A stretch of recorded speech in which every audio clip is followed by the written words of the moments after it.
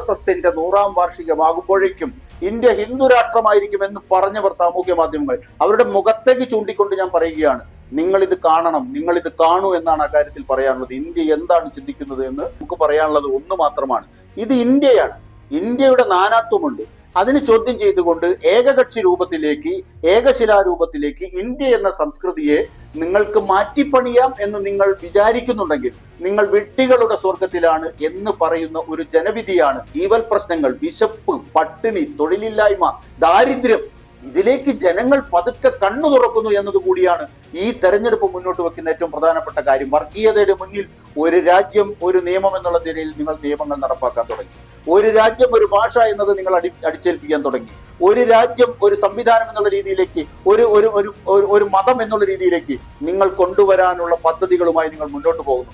India എന്ന മഹത്തായ രാജ്യം, അതിലെ ഏറ്റവും മഹത്തായ ജനത നിങ്ങളോട് പറയുന്നു, ഈ രാജ്യത്ത് 100 ഒരു സഹസ്രാബ്ദം നിങ്ങൾ അധ്വാനിച്ചാലും ഇന്ത്യ എന്ന ഡൈവേഴ്സിറ്റിയെ, ഇന്ത്യ എന്ന വൈവിധ്യത്തെ തകർക്കാൻ നരേന്ദ്രമോദി എവിടേക്കോ പോയി വർഗീയത സംസാരിച്ചോ അവിടെ ഒക്കെ BJP തോൽവിയാണ്. എല്ലായിടത്തും നിങ്ങൾ നോക്കൂ, ആദ്യമായി അദ്ദേഹം സംസാരിച്ചത് കൂടുതൽ പെറ്റുകൂട്ടുന്നവർക്ക്, അതെ, ഇവിടേക്ക് നുഴഞ്ഞു കയറിയവർക്ക്. നേരത്തെ ജയ് ശ്രീരാം എന്ന് വിളിച്ചിരുന്ന നരേന്ദ്രമോദി ജയ് ജഗൻ എന്നാണ് വിളിക്കുന്നത്. എന്താ ജഗന്നാഥന്റെ പുരിയുടെ ജഗന്നാഥനെ കുറിച്ചാ പറഞ്ഞത്, ജയ് ജഗൻ. നരേന്ദ്രമോദി വിചാരിച്ചത് എനിക്ക് ഈ അയോധ്യയിലെ രാമക്ഷേത്രം മാത്രം വിജയം കൊണ്ടുവരുമെന്ന, അതിന്റെ അസ്ഥിവാരമിട്ട, അതിന്റെ അടിയിൽ കിടക്കുന്നുണ്ട് ചരിത്രം അല്ലേ, ആ അസ്ഥിവാരമിട്ട നാട്ടിൽ ഫൈസാബാദ് കോൺസ്റ്റിറ്റ്യുവൻസിയിൽ BJP തോറ്റു തുന്നമ്പാടി എന്ന് പറഞ്ഞാൽ അതിൽ കൂടുതൽ എന്ത് ജനവിധിയാണ് ഇന്ത്യ കൊടുക്കാനുള്ളത്?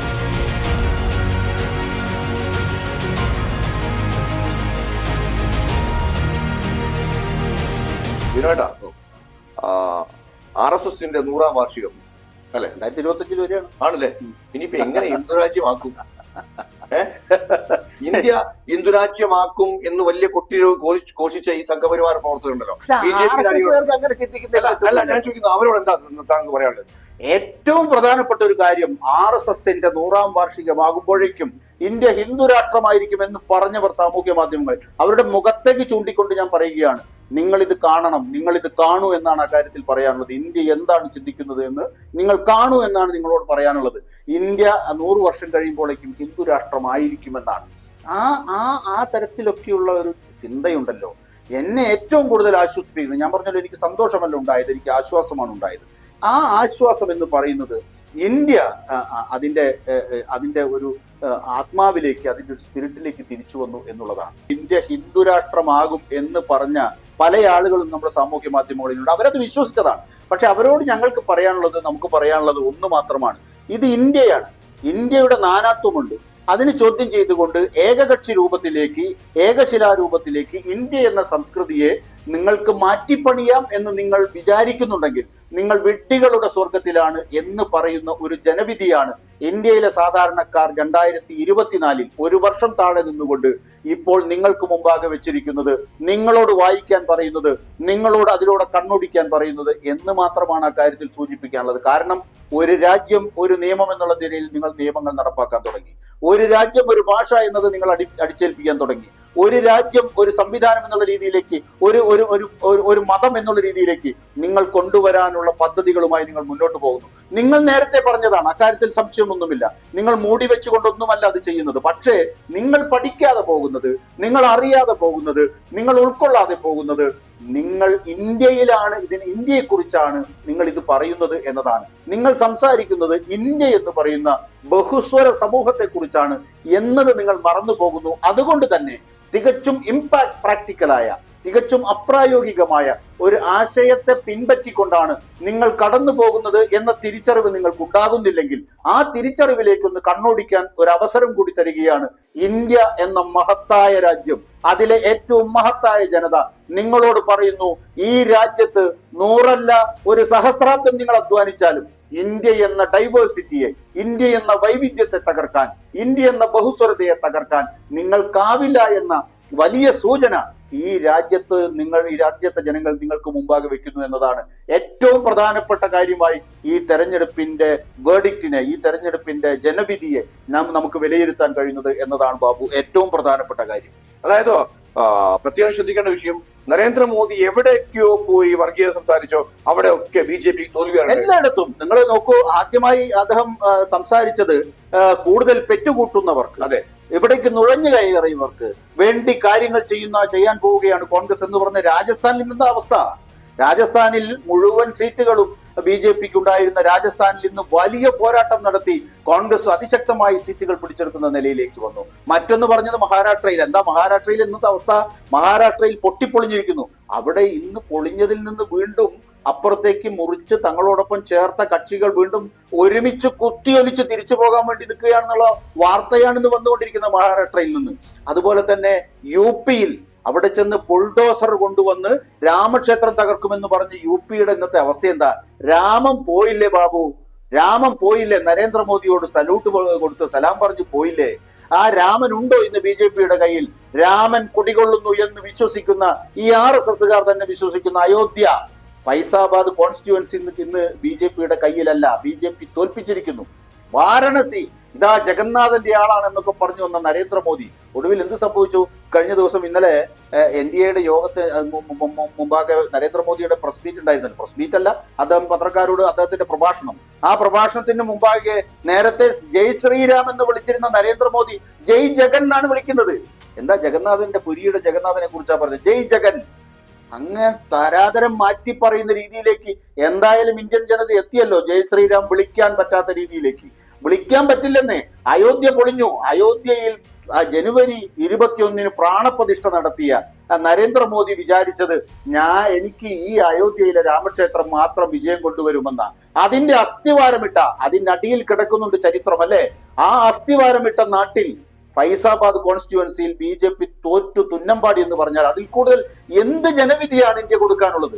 എന്ത് രാഷ്ട്രീയമാണ് ഇന്ത്യക്ക് പറയാനുള്ളത് എന്നതാണ് ഏറ്റവും പ്രധാനപ്പെട്ട കാര്യം. മറ്റൊന്ന് നിങ്ങൾ കാണൂ, വാരണസിയിൽ പ്രധാനമന്ത്രിയുടെ സീറ്റാണ്. പ്രധാനമന്ത്രിയുടെ സീറ്റിൽ അവിടെ വളരെ സാധാരണക്കാരനായിട്ടുള്ള വലിയ ഒരു ഹെവി വെയിറ്റ് ആയിട്ടുള്ള ഒരു കാൻഡിഡേറ്റിനെ അല്ല കോൺഗ്രസ് ഫീൽഡ് ചെയ്തത്. അവിടുത്തെ PCC പ്രസിഡന്റാണ്. ആ PCC പ്രസിഡന്റ് എന്ന് പറയുന്ന ഒരു കേവല പ്രാദേശികമായ രാഷ്ട്രീയക്കാരനോട് പോലും 1.5 ലക്ഷം വോട്ട് മാത്രമാണ്. എത്രയായിരുന്നു ഭൂരിപക്ഷം? എന്താണ് ഇന്ത്യ പറയുന്നത്? അത് വാരണസി പറയുന്നുണ്ട്, അത് അയോധ്യ പറയുന്നുണ്ട്, ഇവിടുത്തെ ജനങ്ങൾ പറഞ്ഞിട്ടുണ്ട്. എന്താണ് നരേന്ദ്രമോദിക്ക് സംഭവിച്ചത് എന്ന് നിങ്ങൾ ഇന്ത്യ മുഴുവൻ സഞ്ചരിച്ചുകൊണ്ട് പഠിക്കേണ്ടതില്ല. നിങ്ങൾക്ക് പഠിക്കാനുള്ള ഉത്തരം വളരെ കൃത്യമായി, വളരെ തെളിച്ചത്തോടുകൂടി ഫൈസാബാദ് നൽകുന്നുണ്ട്, അയോധ്യ നൽകുന്നുണ്ട്, വാരണസി നൽകുന്നുണ്ട്. എന്താണ് ഇന്ത്യയിൽ യഥാർത്ഥത്തിൽ നരേന്ദ്രമോദിക്ക് സംഭവിച്ചത് എന്ന് അവിടുത്തെ തെരഞ്ഞെടുപ്പ് മാത്രം, അവിടുത്തെ ജനവിധി മാത്രം എടുത്ത് പരിശോധിച്ചാൽ നമുക്ക് കാണാൻ കഴിയുമെന്നുള്ളതാണ് നില. അതിനപ്പുറത്തേക്കോ സ്മൃതി ഇറാനിയിലെ അത് അഹങ്കാരത്തിന് കയ്യും കാലും വെച്ചാൽ എങ്ങനെയുണ്ടാവും? അതാണ് സ്മൃതി. ഈ മന്ത്രിസഭയിലൊക്കെ ഉള്ള ആളുകൾ അല്ല, ഇപ്പൊ തോറ്റല്ലോ സ്മൃതി ഇറാനി. കൊടുക്കട്ടെ ക്യാബിനറ്റിൽ സ്ഥാനം. നേരത്തെ ഇതുപോലെ ജനവിധിയെ അവഹേളിച്ചുകൊണ്ട് ഇന്ത്യയിലെ ജനങ്ങൾ, എനിക്ക് വലിയ ആശ്വാസം തോന്നി. എന്താ അറിയോ? ഇന്ത്യയുടെ സിരകളിലേക്ക് ഏതാണ്ട് 10 വർഷത്തിൽ, അത് 2009 തുടങ്ങിയ പണിയാണ് നരേന്ദ്രമോദി അല്ലെ? ആ 2009 സാമൂഹ്യ മാധ്യമങ്ങൾ ഉപയോഗിച്ചുകൊണ്ട് ഇന്ത്യയുടെ ജനങ്ങളുടെ മനസ്സിലേക്ക് ചരിത്രത്തെ മുഴുവൻ വക്രീകരിച്ചുകൊണ്ട്, ചരിത്രത്തെ മുഴുവൻ തിരുത്തി എഴുതിക്കൊണ്ട്, ചരിത്രത്തിൽ അപഭ്രംശങ്ങൾ വരുത്തിക്കൊണ്ട് ജനങ്ങളിലേക്ക് നാഥനില്ലാതെ പിതൃശൂന്യമായ മെസ്സേജുകൾ തള്ളിവിട്ടുകൊണ്ട് ജനങ്ങളുടെ മുമ്പിൽ ആണോ ഇങ്ങനെ ഒരു സംശയം തോന്നുന്ന രീതിയിൽ ഒരു പുകമറയിലാക്കിക്കൊണ്ട് ചരിത്രത്തെ വളച്ചൊടിച്ചുകൊണ്ട്, ഇന്ത്യൻ രാഷ്ട്രീയത്തെ തന്നെ വളച്ചൊടിച്ചുകൊണ്ടുള്ള മെസ്സേജുകൾ നിരന്തരം 2009 മുതൽ തള്ളിക്കൊടുത്തുകൊണ്ട് ഏറ്റവും ഒടുവിൽ ഇപ്പോൾ പോലും RSSകാർ പ്രചരിപ്പിക്കുന്ന മെസ്സേജുകൾ അതാണ്. ബാബു, നമുക്ക് ലജ്ജ തോന്നും അങ്ങനെയുള്ള മെസ്സേജ്. ഇന്ദിരാഗാന്ധി മുസ്ലിമാണ്, ഫിറോസ് ഗാന്ധി പാഴ്സിയല്ല, അങ്ങനെ തുടങ്ങിയിട്ടുള്ള വളരെ പേഴ്സണൽ ആയിട്ടുള്ള, അതൊക്കെ പോട്ടെ, നമ്മളാരും അവിടെ ആരും ചർച്ച ചെയ്തില്ലല്ലോ. അതിനപ്പുറത്തേക്ക് എന്താണ് പറയാ, കൊറോണ മാറാൻ വേണ്ടി കാലമായി പ്രചരിച്ച ഒരു പ്രചാരണം ഉണ്ടല്ലോ. ഇവിടുത്തെ പള്ളികളിലെയും മോസ്കുകളിലെയും പണമൊന്നും ആർക്കും കിട്ടുന്നില്ല, പക്ഷെ അമ്പലങ്ങളിലെ പണം മുഴുവൻ എല്ലാവരും എടുത്തുകൊണ്ടു പോകുന്നു എന്നുള്ള ഇങ്ങനെ തുടങ്ങിയിട്ടുള്ള പ്രചാരണങ്ങൾ വളരെ കാലമായി വാട്സപ്പ് യൂണിവേഴ്സിറ്റിയിലൂടെ പടച്ചുവിടുന്ന സന്ദേശങ്ങൾ ഇന്ത്യയിലെ സാധാരണക്കാരെ, നമ്മുടെ ഇടയിലൊക്കെയുള്ള സാധാരണക്കാരായിട്ടുള്ള ആളുകൾ ഇതൊക്കെ കാണുമ്പോൾ ഇനി അതിലെന്തെങ്കിലും സത്യമുണ്ടോ എന്ന് സങ്കല്പിക്കുന്ന കുറെ ആളുകൾ തെറ്റിദ്ധാരണകൾ പരത്തിയാണ് ഏറ്റവും കൂടുതൽ എന്തായത് ഈ സർക്കാർ. അങ്ങനെ ഞാൻ പറയുന്നത്, എന്റെ ആശ്വാസം എന്ന് പറയുന്നത്, അങ്ങനെ നിങ്ങളുടെ ശരീരത്തിൽ, സിരകളിൽ, നിങ്ങളുടെ മസ്തിഷ്കത്തിൽ കുത്തിവെച്ച വിഷമുണ്ടല്ലോ, ആ വിഷം പതുക്കെ ഇറങ്ങാൻ തുടങ്ങിയിരിക്കുന്നു എന്നൊരു തോന്നൽ ഈ തെരഞ്ഞെടുപ്പിൽ ഉണ്ടാക്കുന്നു എന്നുള്ളതാണ്. ജീവൽ പ്രശ്നങ്ങൾ, വിശപ്പ്, പട്ടിണി, തൊഴിലില്ലായ്മ, ദാരിദ്ര്യം, ഇതിലേക്ക് ജനങ്ങൾ പതുക്കെ കണ്ണു തുറക്കുന്നു എന്നതുകൂടിയാണ് ഈ തെരഞ്ഞെടുപ്പ് മുന്നോട്ട് വെക്കുന്ന ഏറ്റവും പ്രധാനപ്പെട്ട കാര്യം. വർഗീയതയുടെ മുന്നിൽ അതെല്ലാം മറന്നുപോയിരുന്ന ആളുകൾ പട്ടിണി കിടന്നാലും വേണ്ടില്ല. അങ്ങനെയാണല്ലോ നോട്ടു നിരോധനത്തെ കുറിച്ച് പറഞ്ഞത്. നിങ്ങൾക്ക് എന്തുകൊണ്ട് വരി നിന്നുകൂടാ, അവിടെ അതിർത്തിയിൽ പട്ടാളക്കാർ വരി നിൽക്കുന്നു എന്ന് പറയുന്ന വർഗീയതയാണ്. നിങ്ങളുടെ പണം മുഴുവൻ എത്ര പേരെയാണ് മരണത്തിന് കൊണ്ട് ഇവിടെ കള്ളപ്പണം മുഴുവൻ ഒന്നും വേണ്ട, ന്യൂനപക്ഷങ്ങളുടെ കയ്യിലാണ്. ഒന്നും വേണ്ട. കൊറോണ വാക്സിന്റെ കാര്യം നോക്കാം. ആ ഒരു മരുന്നിന് പോലും ക്വാളിറ്റി ഉണ്ടോ എന്ന് നോക്കാത്തില്ല. ജനത്തിന് ക്വാളിറ്റി ഇല്ലെന്ന് മാത്രമല്ല, ആ ക്വാളിറ്റി ഇല്ലാത്ത സാധനത്തിന് പണം വാങ്ങി കുത്തിവെക്കാൻ തയ്യാറായതല്ലേ ഗവൺമെന്റ്. അവസാനം കോടതിക്ക് ഇടയ്ക്ക് ഒരു തിരിച്ചറിവ് വരും, ഇടയ്ക്കൊന്ന് അവർ ഉണർന്നെണീക്കും. കോടതി പറഞ്ഞു അങ്ങനെ പറ്റില്ല, പിന്നെ ഇവിടെ വാക്സിനേഷന് പണം വാങ്ങാൻ പാടില്ല എന്ന് കോടതി വടിയെടുത്തപ്പോഴാ. അല്ലെങ്കിൽ പണം വാങ്ങി കുത്തിവെച്ചേനെ ഈ വൃത്തികെട്ട മരുന്നല്ലേ. ഒരു പരീക്ഷണവും നടത്താതെ ജനങ്ങളെ ഗിനിപ്പന്നികളാക്കിക്കൊണ്ട് ഇവിടെ നടപ്പാക്കിയ കോവിഡ് വാക്സിനുകൾ ഇന്ന് പിൻവലിക്കേണ്ട സ്ഥിതിയാണുള്ളത്. പല രീതിയിൽ രാജ്യത്ത് അത്തരത്തിലുള്ള വാക്സിനേഷൻ നടപ്പാക്കിയത് പരിശോധിക്കേണ്ട സ്ഥിതിയിലാണെന്നുള്ളത്. അത്തരത്തിൽ രോഗങ്ങളിലേക്ക് ആളുകൾ പോകുന്ന അവസ്ഥയുണ്ട്. ഞാൻ അവസാനിപ്പിക്കാം. തീർച്ചയായും ഹിന്ദുരാജ്യം വേണം, മുസ്ലിം രാജ്യം വേണം, ക്രിസ്ത്യൻ രാജ്യം വേണം എന്നൊക്കെ പറയുന്നത് തന്നെ തെറ്റാണ്. അത്തരം രീതിയിലേക്ക് ഇനി വലിയ വീരവാദങ്ങൾ ഇറക്കി വന്നാൽ പണി കിട്ടും ഈ സർക്കാരിന് എന്നുള്ളത് 100% ഉറപ്പാണ് ഈ ജനവിധിയിലൂടെ. ഒരു സംശയവും. നന്ദി, നമസ്കാരം.